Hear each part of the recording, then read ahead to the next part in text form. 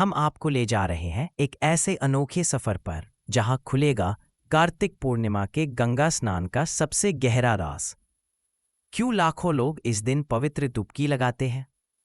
क्या क्या पुण्य, सुख और मोक्ष के फल मिलते हैं इस एक स्नान से?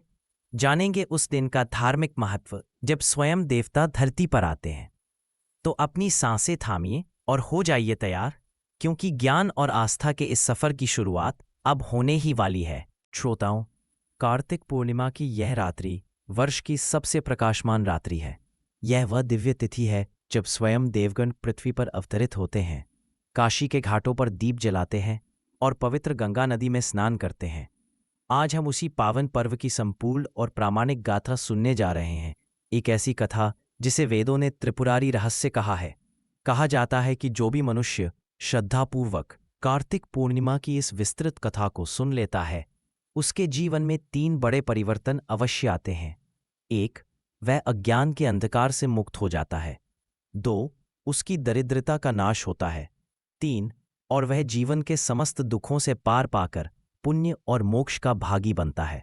तो आइए, आंखों को बंद कर मन में शिव और विष्णु का ध्यान करते हुए हम प्रवेश करें उस अद्भुत कथा में। यह कहानी है उस असंभव युद्ध की जिसने महादेव को त्रिपुरारी बनाया और भगवान विष्णु ने मत्स्य अवतार लेकर धर्म को बचाया। काल और तारकासुर का प्रचंड राज्य। श्रद्धा से भरे हुए श्रोताओं, हम उस महान कथा में प्रवेश कर रहे हैं जो हमें युगों पहले हुए धर्म और अधर्म के भीषण संघर्ष के बारे में बताती है। सृष्टि के इतिहास में एक काल ऐसा आया जब पुण्य और प्रकाश मंद पड़ गए थे और चारों ओर केवल असुरों के आतंक का अंधेरा छाया था। इस अंधकार का जनक था महाबलशाली असुर तारकासुर। वह अपनी प्रचंड शक्ति, जिसे उसने वर्षों की कठोर तपस्या से अर्जित किया था, के कारण तीनों लोकों में पूजित होने लगा था। उसने ब्रह्मा जी से यह वरदान पा लिया था कि उसे केवल भगवान शिव और शक्ति के पुत्र ही मार सकेंगे। इस वरदान ने उसके भीतर इतना तीव्र अहंकार भर दिया कि वह स्वयं को काल से भी परे मानने लगा। तारकासुर ने देवों को स्वर्ग से खदेड़ दिया। उसने यज्ञों को खंडित किया, ऋषियों के आश्रमों को जलाया और धर्म को एक प्रकार से समाप्त ही कर दिया था। उसका शरीर किसी विशाल पर्वत के समान था, जिसकी प्रत्येक श्वास में क्रूरता और प्रत्येक गर्जना में आतंक छिपा था। लेकिन महादेव की लीला और नियति का विधान अटल होता है। जब तारकासुर का अत्याचार अपनी पराकाष्ठा पर पहुंचा, तब भगवान कार्तिकेय का प्राकट्य हुआ। कार्तिकेय ने अपनी अप्रतिम शक्ति, साहस और युद्ध कला से तारकासुर का वध किया। देवों को उनकी सत्ता वापस मिली और चारों दिशाओं में न्याय की स्थापना हुई। तारकासुर की मृत्यु हुई, पर उसकी कथा समाप्त नहीं हुई। वह अपने पीछे 3 ऐसे पुत्र छोड़ गया जो बल, बुद्धि और प्रतिशोध की भावना में अपने पिता से भी 2 कदम आगे थे। ये थे तारकाक्ष, कमलाक्ष और विद्युन्माली। पिता की राख के सामने खड़े होकर इन तीनों भाइयों ने जो प्रतिज्ञा ली, वह किसी साधारण द्वेष से नहीं उपजी थी। वह प्रतिज्ञा उनके भीतर की आसुरी महत्वाकांक्षा से जन्मी थी, जो संपूर्ण ब्रह्मांड पर अनंत काल तक शासन करना चाहती थी। आइए, इन तीनों भाइयों के व्यक्तित्व और उनके प्रतिशोध की प्रकृति को और विस्तार से समझते हैं। तारकाक्ष सबसे बड़ा पुत्र था। वह उग्र या क्रूर नहीं, बल्कि शांत, हिसाब किताब रखने वाला और दूरदर्शी था। उसका मानना था कि बल अस्थायी है, जबकि स्थायी व्यवस्था, साम्राज्य अनंत काल तक चलती है। वह अपने पिता की मृत्यु को केवल एक सैन्य हार नहीं, बल्कि प्रशासनिक विफलता मानता था। वह वक्ता कम, विचारक अधिक था। उसकी आंखें हमेशा लाभ और हानि की गणना करती थीं। उसे सोने, रत्नों और दुर्लभ वस्तुओं से प्रेम था। उसका लालच केवल धन तक सीमित नहीं था, बल्कि अनंत काल तक भोग करने की उसकी लालसा थी। उसका प्रतिशोध व्यक्तिगत दुख से कहीं अधिक राजसी अपमान का था। वह देवताओं को दिखाना चाहता था कि उसकी बनाई हुई व्यवस्था, उसका साम्राज्य उनके स्वर्ग से भी अधिक समृद्ध और शक्तिशाली होगा, जिसे वे कभी नष्ट नहीं कर पाएंगे। उसकी योजना थी पहले तपस्या से अभेद्यता प्राप्त करना, फिर उस अभेद्यता का प्रयोग करके तीनों लोकों को आर्थिक रूप से गुलाम बनाना। कमलाक्ष मध्यम भाई था और शायद तीनों में सबसे अधिक अहंकारी था। वह कला, संगीत और सौंदर्य का अद्भुत पारखी था, लेकिन उसकी कला में ईर्ष्या और द्वेष का विष खुला हुआ था। वह मानता था कि देवगण केवल इसलिए पूजे जाते हैं क्योंकि वे सुंदर और कलात्मक हैं, और यदि असुर उनसे अधिक कलात्मक हो जाए तो संसार उनका पूजा करेगा। वह स्वयं को सिद्ध करने की अदम्य इच्छा से प्रेरित था। उसके भीतर एक गहरा घाव था। पिता की मृत्यु से उपजा यह घाव उसे यह सिद्ध करने के लिए प्रेरित करता था कि असुर सौंदर्य और ज्ञान में भी देवों से श्रेष्ठ हो सकते हैं, बशर्ते वह सौंदर्य असुरों की शक्ति के अधीन हो। उसका प्रतिशोध मानसिक श्रेष्ठता का था। वह चाहता था कि देवता, विशेष रूप से इंद्र और अन्य कला प्रेमी देव, उसके द्वारा बनाए गए नगर की सुंदरता और वहां की कलात्मक क्रूरता के सामने घुटने टेक दें। उसकी योजना थी प्रशंसा और भय का मिश्रण करके शासन करना। विद्युन्माली सबसे छोटा था पर सबसे अधिक दुर्जय योद्धा। वह योजना बनाने में समय बर्बाद नहीं करता था।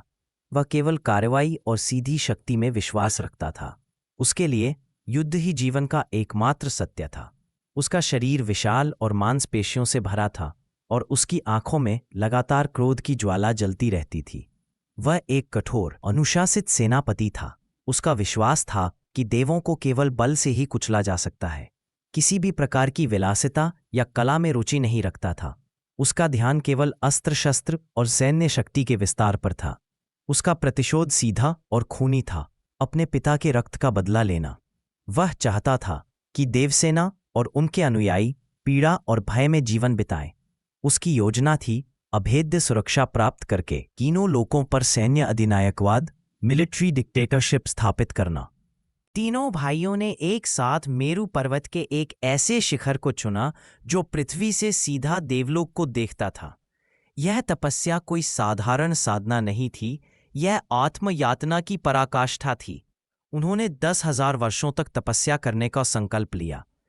पहले 1000 वर्षों तक उन्होंने केवल वायु का सेवन किया। अगले 1000 वर्षों तक वे निराहार और निर्जल रहे। इसके बाद के वर्षों में उन्होंने अपने शरीर को प्रचंड गर्मी, वर्षा, बर्फ और कीटों के हवाले कर दिया। उनकी तपस्या की अग्नि इतनी भीषण थी कि पृथ्वी का संतुलन बिगड़ने लगा। समुद्रों का जल गर्म हो गया, पहाड़ दरकने लगे और धरती के भीतर से ज्वालाएं निकलने लगी। इस प्रचंड ऊर्जा ने देवलोक तक को हिला दिया और इंद्र का सिंहासन भी डोलने लगा। इंद्रदेव ने भयभीत होकर कई बार इनकी तपस्या भंग करने का प्रयास किया। पहले उन्होंने अप्सराओं को मोह जाल बिछाने भेजा, लेकिन तीनों भाइयों की एकाग्रता इतनी गहरी थी कि उन्होंने उन मोहक अप्सराओं को भस्म कर दिया। उन्होंने भयानक मायावी राक्षस भेजे, पर विद्युन्माली ने तपस्या की शक्ति से उत्पन्न एक अदृश्य कवच से उन्हें क्षण भर में नष्ट कर दिया। अंततः इंद्र ने स्वयं प्रकृति की शक्तियों का प्रयोग किया, तूफान, बिजली और ओलों की वर्षा। लेकिन असुरों की साधना का तेज इतना प्रचंड था कि वे प्रकृति की शक्तियों को भी अपने अधीन करने लगे। ब्रह्मा जी का प्राकट्य और संवाद असुरों की तपस्या जब अपनी चरम सीमा पर पहुंची और यह स्पष्ट हो गया कि यदि यह और अधिक जारी रही तो यह तपस्या स्वयं सृष्टि का विनाश कर देगी, तब ब्रह्मा जी को स्वयं प्रकट होना पड़ा। वह शांत, तेजोमय और ज्ञान के सादर प्रतीत हो रहे थे। ब्रह्मा जी, हे तारकाक्ष, विद्युन्माली, तुम्हारी तपस्या और संकल्प अद्भुत है। मैंने तुम्हारी दृढ़ता देखी है। अब अपनी तपस्या का फल मांगो, मैं तुम्हारी इच्छा पूर्ण करूंगा। तारकाक्ष, हे पितामह, अमरता हमारा अंतिम लक्ष्य है, क्योंकि हम अनंत काल तक राज करना चाहते हैं। ब्रह्मा जी, अमरता सृष्टि के नियम के विपरीत है। जो जन्म लेता है उसका अंत निश्चित है। यह विधान स्वयं मुझ पर भी लागू होता है। कोई और वर मांगो जो अत्यंत कठिन हो पर सृष्टि के नियमों में संभव हो। असंभव वरदान, काल को चुनौती। अमरता का वरदान न मिलने पर तीनों भाइयों ने अपने गुरु शुक्राचार्य द्वारा सिखाए गए कूटनीतिक ज्ञान का प्रयोग किया। उन्होंने मिलकर एक ऐसी शर्त रखी जो उन्हें लगा कि अमरता से भी अधिक अभेद्य है, एक ऐसी शर्त जो काल को भी चुनौती देती थी। तीनों असुर, हे प्रभु, यदि अमरता संभव नहीं तो हमें हमारे शिल्पीमय दानव द्वारा बनाए गए 3 नगरों का वरदान दीजिए, जो इस प्रकार हों। 1.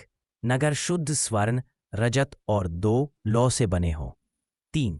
ये तीनों नगर आकाश में निरंतर विचरण करें और किसी भी अस्त्र या शस्त्र से नष्ट न हो। 4. ये नगर 1,000 वर्ष में केवल एक बार एक पल के लिए एक सीधी रेखा में आए। 5. और हे पितामह, केवल उसी क्षण में। जो देव एक ही बाण से इन तीनों नगरों को एक साथ नष्ट कर सके, वही हमारी मृत्यु का कारण हो। ब्रह्मा जी ने अपने ज्ञान चक्षुओं से उस शर्त की जटिलता को देखा। उन्होंने मन ही मन सोचा, 1000 वर्षों में एक पल का संयोग और फिर एक बाण से तीनों का विनाश। यह शर्त सचमुच अमृता के बराबर थी, क्योंकि यह लगभग असंभव थी। ब्रह्मा जी ने विवश होकर सृष्टि के विधान का पालन करते हुए भारी मन से तथास्तु कहा। ब्रह्मा जी का तथास्तु और माया दानव का आह्वान। ब्रह्मा जी ने तथास्तु कहा, लेकिन वह जानते थे कि इस वरदान में सृष्टि के लिए एक बड़ा संकट छुपा है। अतः उन्होंने असुरों के शिल्पी माया दानव को, जो ब्रह्मांड का सबसे महान वास्तुकार था, इन नगरों के निर्माण का आदेश दिया। माया दानव कोई साधारण शिल्पी नहीं था, वह असुरों का गुरु और एक ऐसा वास्तुकार था जिसकी कला स्वयं देव शिल्पी विश्वकर्मा से भी आगे थी। कला और तपस्या। माया दानव की कला केवल पत्थरों को तराशना नहीं थी, यह गहन मायावी ऊर्जा, खगोलीय गणित और ब्रह्मांडीय अनुपात का ज्ञान था। उसने अपनी तपस्या से ऐसी सिद्धियां प्राप्त की थीं कि वह ऐसे निर्माण कर सकता था जो भौतिक नियमों से परे थे।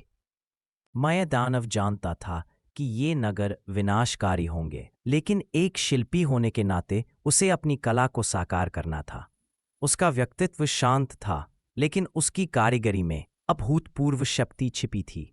माया दानव ने ब्रह्मा जी के आदेश को स्वीकार किया और तीनों असुर भाइयों के लिए 3 नगरों के निर्माण की तैयारी शुरू की। ये नगर न केवल भव्य होने थे, बल्कि इन्हें निरंतर आकाश में घूमते रहने और 1000 वर्षों के चक्र को पूरा करने के लिए खगोलीय नियमों का पालन भी करना था। त्रिपुरों का विस्तृत निर्माण। 3 नगर, 3 दोष। माया दानव ने तीनों नगरों को 3 धातुओं सोना, चांदी और लोहा से निर्मित किया। प्रत्येक नगर अपने स्वामी के चरित्र और गुणों को दर्शाता था और साथ ही तीनों लोकों में असुरी शक्ति के 3 प्रमुख दोषों का प्रतीक था: भोग, ऑपुलेंस, अभिमान, एरोगेंस, और क्रूरता, क्रूअल्टी। 1. तारकाक्ष का नगर। स्वर्णपुरी तारकाक्ष, जो भोग और विलासिता का प्रेमी था, उसके लिए माया दानव ने स्वर्ण का प्रयोग किया। यह नगर वैजयंती के नाम से विख्यात हुआ। बाहरी स्वरूप। वैजयंती नगर सूर्य के तेज के समान चमकता था। इसकी दीवारें, मीनार और द्वार शुद्ध हेम सोने से निर्मित थे। जब यह नगर आकाश में विचरण करता तो ऐसा प्रतीत होता था मानो आकाश में एक और सूर्य उदय हो गया हो, जो अपनी आभा से देवलोक के तेज को भी फीका कर रहा हो। आंतरिक वास्तुकला। नगर के भीतर की हर वस्तु, सिंहासन, महल, सड़कें, यहाँ तक कि पानी के फव्वारे भी स्वर्ण जड़ित थे। इन फव्वारों से शुद्ध मदिरा और खीर, दूध की धाराएं बहती थीं। यहाँ की हवा में अत्यंत मादक सुगंध व्याप्त रहती थी। संरचना और रक्षा। इस नगर की रक्षा के लिए मायावी स्वर्ण यंत्र लगे थे, जो क्षण भर में किसी भी शत्रु को पिघला देने की क्षमता रखते थे। दोष का प्रतीक। यह नगर इस बात का प्रतीक था कि अत्यधिक धन और भोग किस प्रकार बुद्धि को भ्रष्ट कर देते हैं और व्यक्ति को केवल स्वयं में लीन कर देते हैं। 2. कमलाक्ष का नगर। रजतपुरी कमलाक्ष, जो कला और प्रदर्शन का शौकीन था, उसके लिए माया दानव ने चांदी का प्रयोग किया। यह नगर शुभ्रांजलि के नाम से विख्यात हुआ। शुभ्रांजलि नगर चंद्रमा की शीतलता और शुद्धता से युक्त था। इसकी संरचनाएं इस प्रकार से निर्मित थीं कि वे लगातार अपना आकार बदलती रहती थीं, कभी कमल के फूल जैसी तो कभी शंख के आकार की। इसकी दीवारें श्वेत रजत चांदी से बनी थीं, जो रात में तारों की चमक को भी मात देती थीं। नगर के भीतर विशालकाय संगीतशालाएं और चित्रकला कक्ष थे, जहां केवल कमलाक्ष की क्रूर विजयों का बखान करने वाली कलाकृतियां थीं। यहाँ की हवा में एक अजीब ठंडक और उदासीनता थी, जो आसुरी अभिमान को दर्शाती थी। इस नगर की रक्षा के लिए ध्वनि आधारित यंत्र लगे थे। शत्रु के पास आते ही ये यंत्र ऐसी भीषण आवाज उत्पन्न करते थे कि उसके कान के पर्दे फट जाते और वह क्षण भर में मूर्छित हो जाता। यह नगर इस बात का प्रतीक था कि जब ज्ञान और सौंदर्य का उपयोग केवल अहंकार और दूसरों को नीचा दिखाने के लिए किया जाता है, तो वह कितना भयावह हो सकता है। 3. विद्युन्माली का नगर, जो सबसे अधिक बलवान और योद्धा था, उसके लिए माया दानव ने लोहे का प्रयोग किया। यह नगर तार्क्ष्य के नाम से विख्यात हुआ। तार्क्ष्य नगर लोहे के गहरे, काले और अभेद्य कवच जैसा था। यह नगर विशालकाय, गड़गड़ाहट और धुएं के साथ आकाश में विचरण करता था। इसकी बनावट ऐसी थी कि यह एक चलता फिरता किला प्रतीत होता था। जिसका हर कोना युद्ध के लिए तैयार था। नगर के भीतर कोई कला या विलासिता नहीं थी। यहाँ केवल शस्त्रागार, योद्धाओं के बैरक और युद्ध कक्ष थे। इसकी वायु में बारूद और युद्ध की गंध समाई थी। इस नगर की सुरक्षा के लिए सबसे क्रूर और प्रभावी यंत्र लगे थे। ये यंत्र क्षण क्षण पर आसमानी बिजली और विषैले धुएं का उत्सर्जन करते थे। यह नगर इस बात का प्रतीक था कि जब शक्ति को क्रूरता और अत्याचार का सहारा मिलता है तो वह विनाश के अतिरिक्त कुछ नहीं ला सकती। त्रिपुरों का मायावी संचालन, काल का जटिल चक्रमय दानव का सबसे बड़ा कौशल इन नगरों को इस प्रकार से स्थापित करने में था कि वे ब्रह्मा जी के वरदान की शर्त को पूरा कर सके। यह केवल खगोल विज्ञान नहीं बल्कि दैवीय काल गणना थी। अद्वितीय गति, वेरिंग स्पीड्स। तीनों नगरों को अलग अलग गति और अलग अलग कक्षों, ऑर्बिट्स में स्थापित किया गया था। स्वर्णपुरी की गति सबसे धीमी थी, रजतपुरी की गति मध्यम और लौपुरी की गति सबसे तेज थी। 1000 वर्षों का चक्र, द मिलेनियल साइकिल। मय दानव ने एक ऐसा जटिल मायावी चक्र स्थापित किया जो तीनों नगरों को एक साथ लाने के लिए एक विशेष खगोलीय स्थिति का इंतजार करता था। यह संयोग केवल 1000 वर्षों में एक बार घटित होना था। संरेखण का क्षण, द मोमेंट ऑफ अलाइनमेंट। जब वह 1000वां वर्ष आता तो तीनों नगरों की गति एक गुप्त दैवीय शक्ति के कारण क्षण भर के लिए परिवर्तित होती और वे एक दूसरे के पीछे ठीक एक सीधी रेखा में आ जाते। यह क्षण इतना सूक्ष्म होता था कि देवताओं की गणना भी इसे पूरी तरह से माप नहीं सकती थी। खंड 3, त्रिपुरों का महाआतंक और देवों की करुण पुकार। तीनों लोकों पर असुरों का राज्याभिषेक। त्रिपुरों के आकाश में स्थापित होते ही तीनों असुर भाइयों ने अपने अपने नगरों से तीनों लोकों पर शासन करना शुरू कर दिया। उनके अत्याचार की कोई सीमा नहीं थी। यह शासन केवल बल का नहीं बल्कि मानसिक, आर्थिक और आध्यात्मिक शोषण का था। तारकाक्ष ने सभी मनुष्यों और देवताओं के खजानों को जब्त कर लिया। उसने घोषणा की कि अब से जीवन का एकमात्र लक्ष्य धन और भोग है। जो भी संत या ऋषि सादा जीवन का उपदेश देता उसे स्वर्ण की गर्म सलाखों से दाग दिया जाता था। उसका शासन लालच और भ्रष्टाचार से भरा था। कमलाक्ष ने सरस्वती के सभी मंदिरों को ध्वस्त करवा दिया। उसने ज्ञानियों को मजबूर किया कि वे केवल असुरों की झूठी प्रशंसा में ग्रंथ लिखें। उसने अपनी कलात्मक क्रूरता से लोगों के मन में भय उत्पन्न किया। वह मानता था कि यदि ज्ञान भयभीत हो जाए तो धर्म अपने आप नष्ट हो जाएगा। विद्युन्माली की क्रूरता सबसे सीधी थी। उसके लोहे के नगर से असंख्य क्रूर राक्षस सैनिक पृथ्वी पर उतरते थे। वे गांवों को जलाते, स्त्रियों का अपहरण करते और बच्चों को दास बनाते थे। उसका एक ही नियम था, शक्ति ही धर्म है और वह शक्ति केवल असुरों के पास है। स्वर्गलोक अब त्रिपुरों की परिक्रमा करने वाला एक उपग्रह मात्र बनकर रह गया था। देवता जो पहले संसार के पालक थे अब अपमानित और शक्तिहीन थे। इंद्रदेव का पतन। देवों के राजा इंद्र का अहंकार पूरी तरह टूट चुका था। उन्होंने अपनी विशाल सेना देवसेना को एकजुट किया और अंतिम निराशापूर्ण आक्रमण की योजना बनाई। सबसे पहले अग्निदेव ने अपने प्रचंड तेज से स्वर्णपुरी वैजयंती को जलाने का प्रयास किया।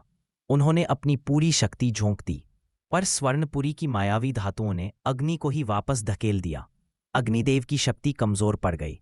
फिर वायुदेव ने रजतपुरी शुभ्रांजलि को तूफानों से उड़ाने की कोशिश की, लेकिन नगर की खगोलीय संरचना इतनी स्थिर थी कि वायुदेव के तूफान नगर के चारों ओर से फिसलकर निकल जाते थे। ने जल प्रलय लाने का प्रयास किया, पर लौहपुरी तारक्ष के कवच ने जल को भाप बनाकर उड़ा दिया। देवताओं के सभी अस्त्र शस्त्र, इंद्र का वज्र, अग्नि की ज्वाला, वरुण का पाश, सभी त्रिपुरों के अभेद्य कवच के सामने निष्प्रभावी सिद्ध हुए। इंद्र का विलाप, ओह हम क्या करें, हम जो सृष्टि के पालक माने जाते थे आज अपनी ही रक्षा करने में असमर्थ हैं।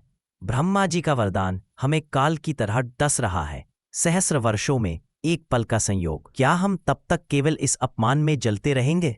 इससे तो अच्छा है मृत्यु। अन्य देवता वायु, सूर्य, चंद्र, कुबेर, यम सभी सिर झुकाए खड़े थे। उनके चेहरों पर निराशा और लाचारी स्पष्ट थी। उन्हें एहसास हो चुका था कि इस संकट का समाधान उनकी शक्ति के बाहर है। कैलाश की ओर प्रस्थान, अंतिम आशा। देवताओं ने अपने अंतिम और एकमात्र विकल्प पर विचार किया, भगवान शिव। उन्हें याद आया कि ब्रह्मा जी ने कहा था कि इन त्रिपुरों को केवल वही देव नष्ट कर सकता है जो एक ही बाण से तीनों को भेद सके। यह असंभव कार्य केवल महादेव के ही सामर्थ्य में था, क्योंकि शिव के पास केवल बल नहीं बल्कि सृष्टि का समग्र ज्ञान, काल का नेत्रन और परम वैराग्य था। देवताओं ने अपने पद, प्रतिष्ठा और अहंकार को त्याग दिया। वे सभी अपने राजा इंद्र के नेतृत्व में हिमालय की बर्फीली चोटियों की ओर बढ़े, जहां कैलाश पर्वत पर भगवान शिव अपनी परम समाधि में लीन थे। कैलाश पर्वत पर कदम रखते ही देवों ने महसूस किया कि वे एक अलग ही आयाम में आ गए हैं। वहां की शांति उनके मन के तूफान को शांत कर रही थी। वातावरण में केवल ओम की ध्वनि और भस्म की सुगंध थी। देवों ने देखा कि महादेव अपनी समाधि में लीन है। उनका मुख शांत, आंखें बंद थी और उनके चारों ओर अनंत वैराग्य का तेज था। उनका नंदी पास में बैठा था और उनकी जटाओं में गंगा बह रही थी। देवों को लगा कि इस गहन समाधि को तोड़ना असंभव होगा, पर अब उनके पास कोई चारा नहीं था। महादेव का आह्वान इंद्र अपने मुकुट को उतारकर जमीन पर सिर झुकाकर सबसे पहले शिव के चरणों में गिर पड़े। इंद्र, हे कैलाशपति, हे भोलेनाथ, हम आपकी शरण में आए हैं। अहंकार और शक्ति के घमंड में हमने आपको कष्ट नहीं दिया, पर अब हमारा सर्वस्व नष्ट हो चुका है। त्रिपुरों का अत्याचार असहनीय है। हमने अपने सभी अस्त्र चलाए और वे नगर अभेद्य हैं। हमारे पास कोई उपाय नहीं बचा है। सूर्यदेव, हे त्रिलोचन, मेरे तेज को त्रिपुरों की मायावी शक्ति ने फीका कर दिया है। मेरा प्रकाश भी असुरों के अंधकार को दूर नहीं कर पा रहा है। सृष्टि पर काल का नियम टूट रहा है। समस्त देवगण एक साथ ओम नमः शिवाय। हे त्रिपुरारी, आप ही इस अंधकार के अंतिम प्रकाश हैं। आप काल के भी महाकाल हैं। आपके अतिरिक्त कोई भी वह असंभव संयोग साधकर एक बाण से तीनों नगरों को नष्ट नहीं कर सकता। हमें इस त्रास से मुक्त करें। देवताओं की करुण पुकार ने उनके हृदय की सच्ची पीड़ा से मिलकर महादेव की समाधि के आवरण को धीरे धीरे तोड़ना शुरू कर दिया। खंड 4। शिव का संकल्प और ब्रह्मांडीय रथ का संयोजन। महादेव का समाधि त्याग और आश्वासन। देवताओं की करुण पुकार और असहायता ने अंततः महादेव की परम समाधि को भंग किया। शिवजी ने धीरे धीरे अपनी तीसरी आंख, ज्ञान चक्षु को न खोलते हुए, अपने दोनों नेत्रों को खोला। उनके नेत्रों में अनंत ब्रह्मांड की शांति और साथ ही सृष्टि पर मंडरा रहे असली संकट को देखकर उपजा गहन करुणा का भाव था। उन्होंने चारों ओर देखा। उन्हें इंद्र, सूर्य, चंद्र, वायु, अग्नि, सभी देवता शक्तिहीन और दीनहीन अवस्था में उनके सामने झुके हुए दिखाई दी। महादेव शांत पर गंभीर और आत्मविश्वास से भरी वाणी में, देवगण शांत हो जाओ, मैंने तुम्हारी पीड़ा सुन ली है। त्रिपुरों का नाश निश्चित है। मैं जानता हूं कि ब्रह्मा जी का वरदान कितना जटिल है और काल ने स्वयं असुरों का साथ दिया है। इंद्र झुककर, हे स्वामी, हमारा अहंकार नष्ट हो चुका है। अब हम केवल आपके दास हैं। हमें बस इतना बताएं कि क्या वह एक बाण और वह एक क्षण कभी आ पाएगा? हम लगभग 400 वर्षों से इन त्रिपुरों का अत्याचार सह रहे हैं।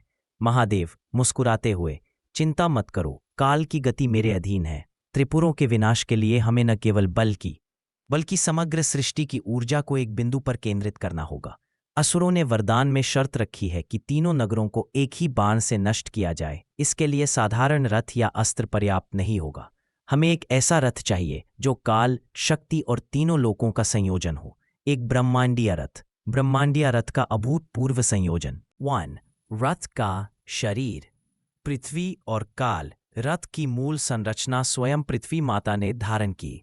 पृथ्वी जो संपूर्ण जीवन, धैर्य और भार को वहन करती है, वह शिव के इस विराट संकल्प का आसन बनी। रथ की धुरी के रूप में मंदाचल पर्वत को स्थापित किया गया, जो ब्रह्मांड की स्थिरता का प्रतीक है।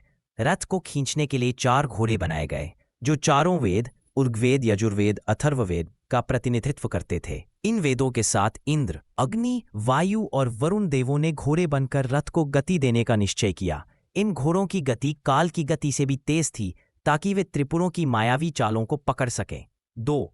रथ के पहिए। सूर्य और चंद्रमा काल नियंत्रण सूर्यदेव बने। सूर्य का तेज, जो ऊष्मा, ऊर्जा और विनाश की शक्ति रखता है, रथ के दाहिने पहिए में समाहित हुआ, चंद्रदेव बने। शांति और माया को भेदने की क्षमता रथ के बाएं पहिए में समाहित हुई। महत्व: ये पहिए न केवल रथ को गति देते थे, बल्कि समय काल को नियंत्रित करते थे। असुरों का वरदान काल के एक विशेष क्षण पर आधारित था, और सूर्य चंद्र की शक्तियों के समन्वय से ही उस क्षण को साधा जा सकता था। 3 बात सारथी। ब्रह्मा जी ज्ञान और मार्गदर्शन। रथ को चलाने का दायित्व किसी सामान्य देव या सारथी को नहीं दिया जा सकता था। वह व्यक्ति वह होना चाहिए जिसे कालगणना और वरदान की जटिलता का पूर्ण ज्ञान हो। सारथी। स्वयं पितामह ब्रह्मा जी ने सारथी का स्थान ग्रहण किया। ब्रह्मा जी, जो काल के निर्माता है, ने अपनी ज्ञान शक्ति से रथ को नियंत्रित करने का निर्णय लिया। लगाम। घोड़ों की लगाम के रूप में गायत्री मंत्र और अन्य दैवीय मंत्रों को प्रयोग किया गया। ब्रह्मा जी इन मंत्रों के जाप से रथ को नियंत्रित करते थे। यह दर्शाता है कि सबसे बड़ी शक्ति भी ज्ञान और मंत्र के नियंत्रण में ही रहती है। 4. धनुष और प्रत्यंचा। मेरु और वासुकी धनुष के रूप में। मेरु पर्वत पहाड़ों का राजा और ब्रह्मांड की केंद्रीय धुरी को स्थापित किया गया। यह धनुष इतना विशाल था कि इसे खींचने के लिए स्वयं शिव के बल की आवश्यकता थी। धनुष की प्रत्यंचा डोरी के रूप में वासुकी नाग, जिन्होंने समुद्र मंथन में भी भाग लिया था, को प्रयोग किया गया।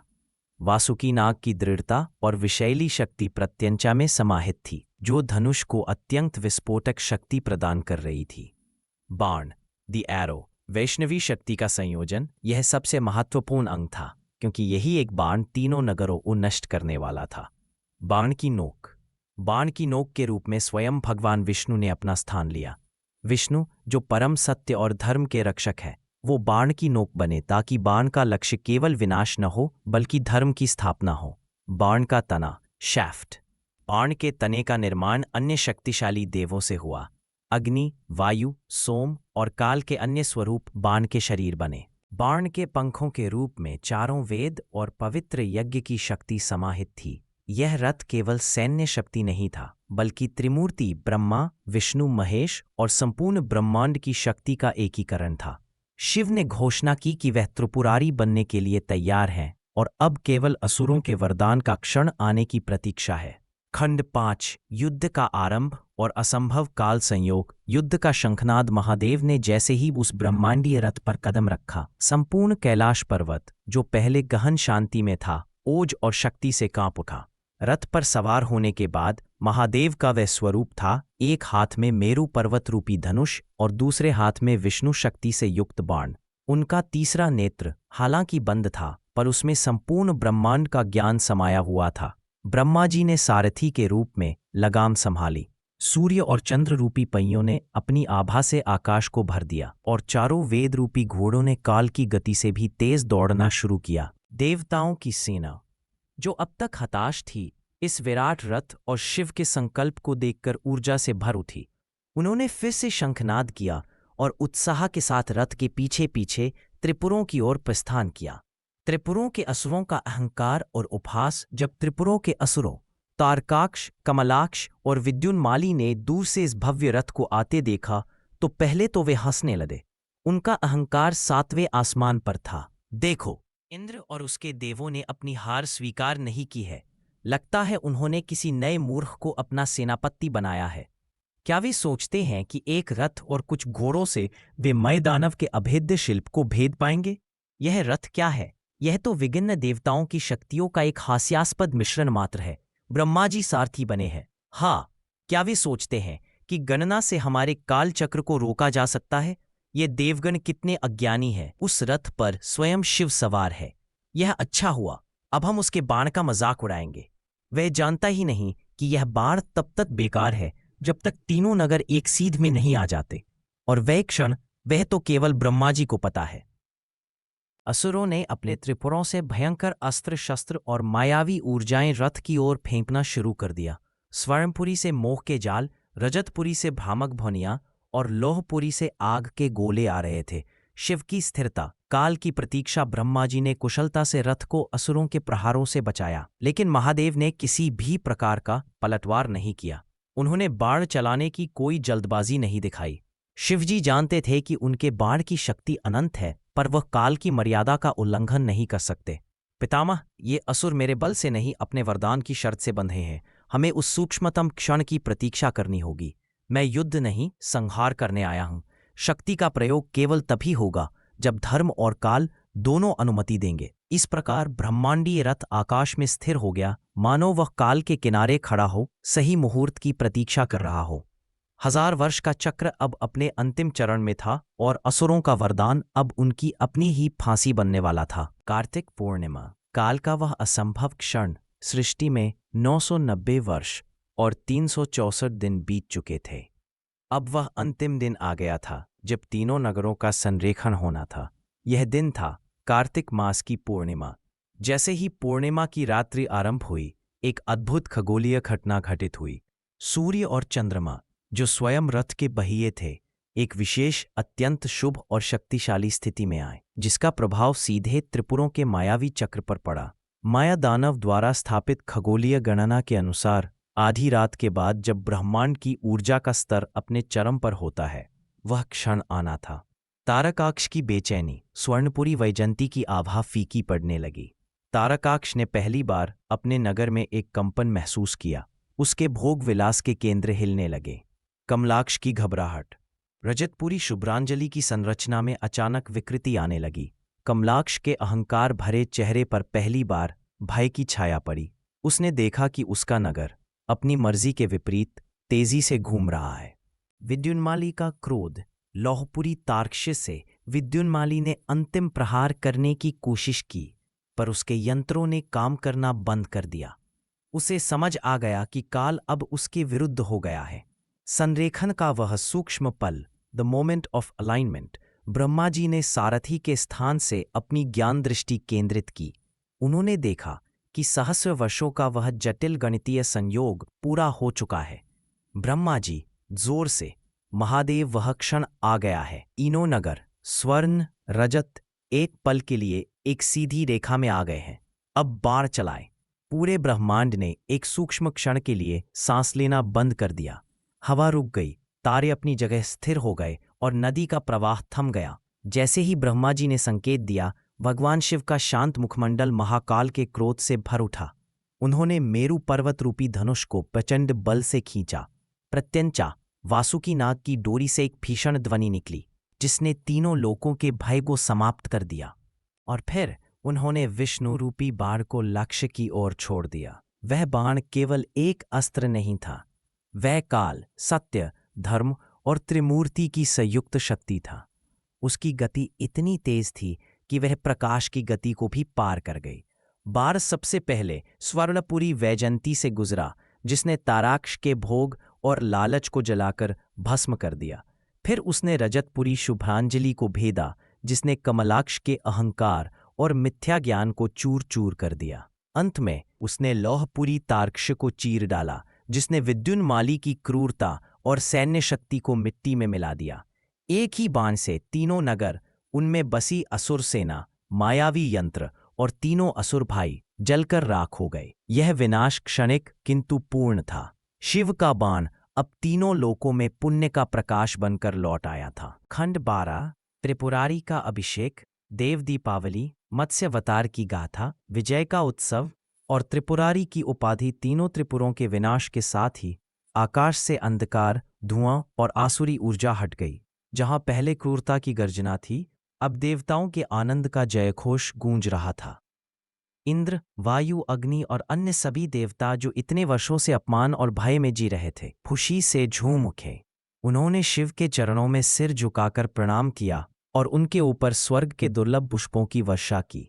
स्वयं सारथी ब्रह्मा जी और बाण रूपी भगवान विष्णु ने महादेव का अभिनंदन किया। भगवान विष्णु भक्ति भाव से, हे महादेव, आपने वो असंभव कार्य कर दिखाया जिसे काल भी संभव नहीं मान रहा था। आपने काल की मर्यादा को तोड़ दिया, बल्कि त्रिपुरारी कहलाएंगे। तीनों नगरों, त्रिपुरों के अहंकार का नाश करने वाले। यह उपाधि आपके परम कल्याणकारी स्वरूप का प्रतीक है। शिव का ज्ञानोपदेश, त्रिपुरों का वास्तविक अर्थ। तब महादेव शांत और प्रसन्न मुद्रा में खड़े हुए और देवताओं को त्रिपुरों का वास्तविक दार्शनिक अर्थ समझाया। महादेव, हे देवगण, तुम जिन त्रिपुरों को केवल भौतिक नगर मानते हो, वे वास्तव में मानव मन के 3 आंतरिक दोषों, 3 इंटरनल इम्प्योरिटीज का प्रतीक थे, जिनका नाश हर साधक को करना पड़ता है। 1, स्वर्णपुरी वैजयंती माया और अहंकार का प्रतीक थी। यह वह मोह है जो व्यक्ति को धन, भोग और स्वयं की श्रेष्ठता के भ्रम में फंसाता है। तारकाक्ष का वध करके मैंने इस अहंकार की माया का नाश किया है। 2. रजतपुरी शुभ्रांजलि, यह कर्म और वासना का प्रतीक थी। कमलाक्ष का नगर ज्ञान का प्रदर्शन करता था, पर ज्ञान का प्रयोग केवल नीचा दिखाने के लिए करता था। मैंने इस विकृत कर्म और अज्ञान की कला का नाश किया है। 3. लोहपुरी तार्क्ष्य, यह अन्न और क्रोध का प्रतीक थी। विद्युन्माली की क्रोध शक्ति बाहरी बल पर निर्भर थी। मैंने इस तामसी शक्ति और अत्याचारी बल का नाश किया है। इन त्रिपुरों का वध करके मैंने तुम्हें यह सिखाया है कि बाहरी शत्रुओं से पहले आंतरिक शत्रुओं अहंकार, वासना, क्रोध को नष्ट करना आवश्यक है।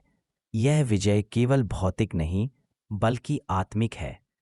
देव दीपावली पुण्य का प्रकाश पृथ्वी पर महादेव के ज्ञान से देवों का मन प्रकाशित हो उठा। उन्होंने महादेव की इस विजय को देव दीपावली के रूप में मनाने का निश्चय किया। उत्सव का स्थान, देवों ने निर्णय लिया कि वे पृथ्वी पर उस स्थान पर जाकर दीप जलाएंगे जो धर्म और ज्ञान का केंद्र है, काशी, वाराणसी। दीपदान की महिमा, कार्तिक पूर्णिमा की उस पावन रात्रि को सभी देवता अदृश्य रूप में काशी के गंगा घाटों पर अवतरित हुए। उन्होंने नदी में स्नान किया और लाखों दियों को गंगा की लहरों पर प्रवाहित किया। हर दीपक यह संदेश दे रहा था कि अंधकार कितना भी घना हो, प्रकाश की एक किरण उसे नष्ट कर सकती है। कार्तिक स्नान, तभी से यह परंपरा स्थापित हुई कि जो भी मनुष्य कार्तिक पूर्णिमा के दिन गंगा स्नान या किसी भी पवित्र नदी में स्नान करता है और दीपदान करता है, उसे न केवल पुण्य की प्राप्ति होती है बल्कि उसके मन के भीतर मसे हुए तीनों आसुरी दोषों माया, वासना, क्रोध का भी नाश होता है और उसे मोक्ष की प्राप्ति होती है। कार्तिक पूर्णिमा की दूसरी कथा, भगवान विष्णु का मत्स्यावतार। कार्तिक पूर्णिमा की तिथि केवल त्रिपुरारी संहार के लिए ही नहीं बल्कि भगवान विष्णु के प्रथम और अत्यंत महत्वपूर्ण अवतार के लिए भी पूजनीय है। सत्यव्रत की तपस्या और हयग्रीव का छल, यह कथा सत्ययुग के अंत और महाप्रलय के आरंभ की है। उस समय सत्यव्रत नामक एक महान धर्मात्मा राजा हुआ करते थे जो भगवान विष्णु के अनन्य भक्त थे। वे राजपाट त्याग कर नदी किनारे तपस्या कर रहे थे। हयग्रीव का छल, दूसरी ओर हयग्रीव नामक एक शक्तिशाली असुर ने, जो घोड़े के मुख वाला था, अपनी तपस्या से ब्रह्मा जी को प्रसन्न करके उनसे चारों वेद चुरा लिए। वेदों को चुराने के बाद उसने उन्हें क्षीर सागर, दूध के सागर की अथाह गहराइयों में छिपा दिया। वेदों के नष्ट होने से सृष्टि में अज्ञान, अनैतिकता और धर्मभ्रष्टता फैल गई। मत्स्यावतार का प्राकट्य, एक दिन राजा सत्यव्रत नदी में जल तर्पण कर रहे थे। तभी उनकी अंजलि, हाथ की अंजुली में एक छोटा सा मत्स्य मछली प्रकट हुआ। मत्स्य करुण स्वर में, हे राजन, मुझे बड़ी मछलियों से बचाओ, मैं बहुत छोटा हूं और यहां सुरक्षित नहीं हूं। राजा सत्यव्रत, जिनकी करुणा अपार थी, उन्होंने उस छोटी मछली को अपने कमंडल में रखा, लेकिन वह मछली क्षण भर में कमंडल से भी बड़ी हो गई। सत्यव्रत विस्मय से, यह कैसी अद्भुत लीला है। मत्स्य ने फिर से याचना की और राजा ने उसे एक बड़े घड़े में रखा।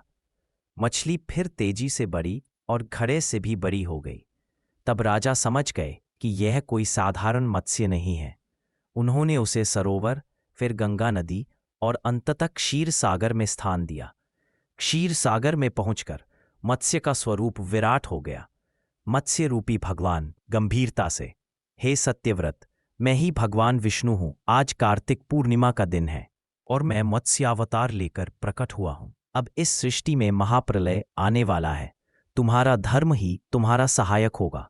महाप्रलय और वेदों की पुनः स्थापना। भगवान ने राजा को आदेश दिया कि वह तुरंत एक विशाल नौका का निर्माण करे और उसमें सप्तऋषियों, सभी प्रकार के औषधियों, बीजों और प्राणियों के जोड़े को सुरक्षित रखें। प्रलय की शुरुआत, जैसे ही राजा सत्यव्रत ने भगवान के आदेश का पालन किया, भयंकर वर्षा शुरू हुई। 7 दिनों तक लगातार वर्षा हुई, जिससे संपूर्ण पृथ्वी जलमग्न हो गई। यह महाप्रलय का आरंभ था। नौका की रक्षा, राजा की नौका जल पर डगमगाने लगी। तभी विराट मत्स्य प्रकट हुए। उनके माथे पर एक विशाल सींग था। राजा सत्यव्रत ने वासुकी नाग को रस्सी बनाकर उस सींग से नौका को बांध दिया। वेदों की मुक्ति। प्रलय के उस भयानक समय में मत्स्यावतार रूपी भगवान विष्णु ने अथाह जल के नीचे जाकर हयग्रीव को ढूंढा, उसका वध किया और उससे चारों वेद वापस प्राप्त किए। प्रलय शांत होने के बाद मत्स्यावतार ने वेदों को ब्रह्मा जी को सौंपा और सृष्टि का धर्म फिर से स्थापित किया। निष्कर्ष इस प्रकार, कार्तिक पूर्णिमा का दिन दो महान घटनाओं का संगम है। एक त्रिपुरारी पूर्णिमा, जब भगवान शिव ने आसुरी अहंकार त्रिपुर का नाश किया और धर्म तथा ज्ञान की विजय स्थापित की। मत्स्यावतार जयंती, जब भगवान विष्णु ने प्रलय के समय वेदों की रक्षा कर सृष्टि के अस्तित्व को बचाया। यह पर्व हमें सिखाता है कि पुण्य का प्रकाश सदैव अंधकार पर विजय प्राप्त करता है। यह दिन पवित्र स्नान, दान और दीपदान से अपने आंतरिक त्रिपुरों, अहंकार, वासना, मोह को नष्ट करने और ज्ञान वेद को जीवन में स्थापित करने का संकल्प लेने का दिन है। आन नमः देव। ओम नमो भगवते वासुदेवाय।